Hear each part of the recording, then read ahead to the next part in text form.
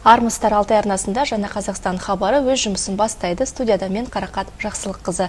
Бүгінгі хабарда сот жүйесі тақырыбында әңгіме өрбітетін боламыз. Студиямыздың төріне келіп жайғасқан қонағымыз бар. Таныс болыңыздар. Әйгерім Хайруллинова, Өскемен қалалық сотының судьясы. Қош келдіңіз. Құрметті көрермен, естеріңізге салып қояйық. Біз тікелей эфирде жұмыс істейміз. Сондықтан да тақырып төңірегінде туындаған қандай да бір сұрақтарыңыз болса, мархабат, бізге хабарласыңыздар. Байланыс нөмірлері экранда көрсетілген 52 24 49 студиямыздың телефон нөмірі, немесе 37 235 1034 WhatsApp нөміріне өз сұрақтарыңызды жолдасаңыздар болады. Тағы бір мәрте қош келдіңіз деймін. Жалпы алтын уақытыңызды бөліп келгеніңізге алғыс білдіреміз. Жалпы енді әңгімемізді осы сот жүйесінде жүргізіліп жатқан реформаларға тоқталып кетсеңіз. Рахмет.